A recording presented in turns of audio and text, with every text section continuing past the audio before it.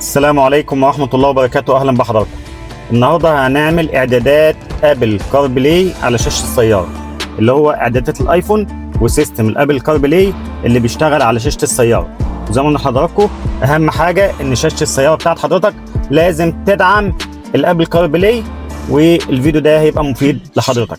يلا بينا نبدأ الفيديو واحدة واحدة، ما تفوتش الفيديو عشان الطريقة تطلع مع حضرتك صح. كان معاكم حازم راشد، ودي قناه اطلب من حضراتكم الدعم والاشتراك. كوبايه القهوه بتاعت حضرتك، ويلا نشوف الفيديو الجميل بتاعنا. يلا بينا.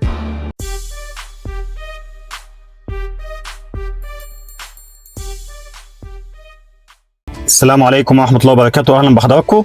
هنبدا اعدادات ابل كاربلاي على شاشه السياره. الاعدادات ده يا جماعه تصلح لاي سياره شاشتها تدعم ابل كاربلاي، يعني الاعداد ده او الفيديو ده مش لسياره بعينها، لا، لاي سياره فيها ابل كاربلاي او تدعم ابل كاربلاي. يلا كده نبدا هنا الاعدادات يا جماعه مع بعض. نيجي هنا يا جماعه نضغط على الاعدادات من اسفل اختيار عام، هنضغط كده نرفع كده يا جماعه لفوق كده لحد ما تلاقي اختيار مده استخدام الجهاز، هنختارها نضغط عليها كده، نطلع عليها كده يا جماعه، نلاقي هنا قيود المحتوى او نختار قيود المحتوى والخصوصيه، نضغط عليها كده، هنلاقي يا جماعه هنا قيود المحتوى والخصوصيه هنا غير مفعله، نفعلها.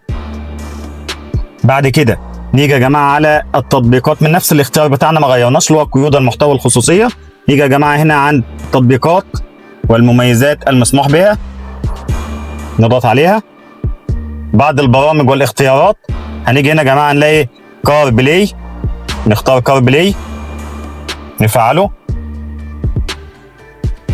ثم نرجع للخلف مره اخرى. لسه حاجه تانية مهمه يا جماعه، خدمات الموقع معانا نخش عليها يا جماعه، مع ان هنا مكتوب هنا السماح، بس لو دخلنا على الاختيار بتاعنا هنا يا جماعه هنلاقي خدمات الموقع هنا غير مفعله، هنفعلها.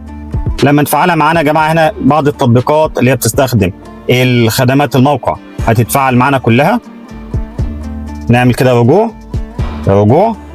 رجوع خالص كده، بدأنا للشاشة بتاعتنا الأساسية. تبقى إعداد واحد اللي هو هنا يا جماعة الذكاء وسيري، لسه ما ضبطناش الإعداد. شايفين يا جماعة من الاختيار برضو من هنا من عام، هنيجي هنا نلاقي ذكاء أبل وسيري، نضغط عليه كده. شايفين يا جماعة اللغة الإنجليزية، لو حضرتك عايز تضبط لغة سيري باللغة الإنجليزية هتستخدم الاختيار ده. لو عايز تخليها باللغة العربية زي ما حضرتك عايز، نختار اللغة العربية، نختار كده اللغات العربية اهي، اخترتها تمام، واعمل رجوع للخلف زي ما حضراتكم شايفين كده. تغيير اللغه اقول له نعم، زي ما حضراتكم نفس الاختيار اقول له نعم. كده اللغه بقت عندي اللغه العربيه. تحدث الى سيري، هقوم قايل له هنا مكتوب ايقاف، اخليه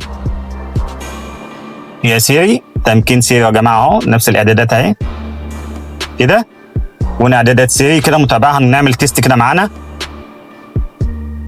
يا سيري كيف الطقس؟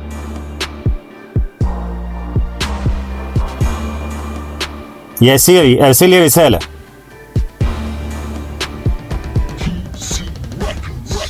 يا سيري ارسلي رسالة. يا سيري عيني مؤقتا لمدة 3 دقائق. يا سيري اعرضي موقع منزلي على الخريطة. يا سيري شغلي بعض الموسيقى. كده سير يا جماعه جاهز وهنا تم. نبدا كده التوصيل على شاشه السياره بتاعتنا. نعمل كده باك كده، خلاص انا مش محتاج كل ده، خلاص كده خلاص كده انت عندي. اجي يا جماعه كده اوصل الكابل بتاعي لشاشه السياره زي ما حضراتكم شايفين، اوصل كده مع هنا. بعد ما وصلنا الكابل على طول هو اشتغل بصوره تلقائيه. طب لو ما اشتغلش على طول بصوره تلقائيه، او جات لك مكالمه او جيت اي حاجه على شاشه السياره ضيعت البرنامج ده من على شاشه السياره، اعمل ايه؟ هنا يا جماعه هنا هتلاقيه مفعل على شاشه السياره زي ما حضراتكم شايفين، العلامه بتاعته كانت الاول غير مفعله دلوقتي اتفعلت. او لو انا دوست يا جماعه على علامه التطبيقات اللي هي القوائم هنا، اضغط عليها هتلاقي علامه كاربلاي بقت مفعله. يعني مثلا هنا اهي العلامه كده مش مفعله اهي، واللي على سطح الشاشه او ديسكتوب الشاشه هنا سطح مكتب الشاشه مش مفعله. اول ما فعل يا جماعه كده هو بيخش تلقائي بيتفعل. بص حضراتكم اتفعل اهو، والقائمه اللي جوه اتفعلت. هي ده اختصار للي بره خالص يا جماعه. عايز اخش عليه او اضغط عليه كده، او اضغط عليه من القائمه الثانيه. طب لو عايز اخرج يا جماعه، شايفين علامه شنجان دي؟ لو ضغطت عليها كده بيخرجني من القائمه. ادوس هوم، القوائم، اضغط القوائم، ادوس على علامه ابل كاربلاي اهو كده. دخلت يا جماعه عندي الى برامج ابل كاربلاي وتفاعل معايا بصوره ناجحه على شاشه السياره. طيب عايز اجيب اي حاجه يا جماعه هنا، لو عايز اضغط الخرائط بتاعتي اضغط كده بيجيب لي الخرائط بتاعتي كلها. اضغط على علامه القوائم، هنا القوائم بتتغير اللي هو تقسيم الشاشه عندي. هنا مفيش اي اختيار لان انا هنا لازم يا جماعه افعل البيانات بتاعتي كده اهو.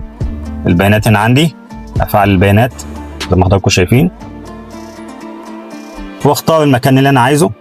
لا توجد وجهات قادمه، البحث، محطات وقود، اي اختيار يا جماعه انا بوري لحضراتكم كده. مرور الاصرار مثلا، البدء. يجري بدء المسار إلى مرور الإسراء. يمكنك أن تطلب من سيري الإبلاغ عن أي حوادث تصادم أو مخاطر تراها في طريقك. استمر على شارع الموقف ثم اتجه يسارا. ده يا جماعه سيري كده، ده الشاشه مكبره. لو عايز ارجعها تاني اضغط من هنا كده، القائمه دي الشاشه عندي بتتقسم وبشغل المشغلات اللي هي الميديا بتاعتي اللي انا بشغلها في الجنب هنا، ممكن اشغلها.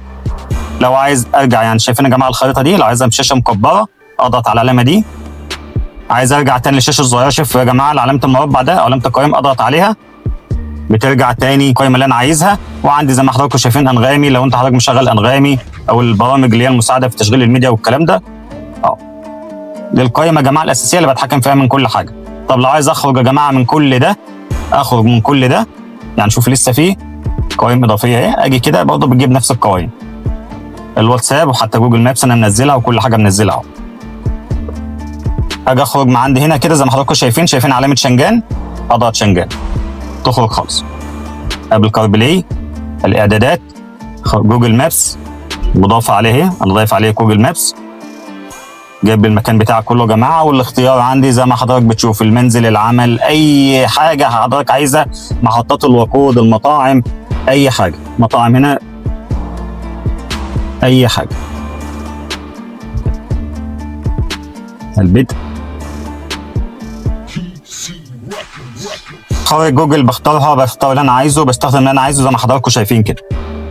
كده الفيديو بتاعنا انتهى، شكرا لحضراتكم. كان معاكم حازم راشد ودي قناتي، في انتظار اسئله واستفسارات حضراتكم. شكرا لحضراتكم، سلام عليكم.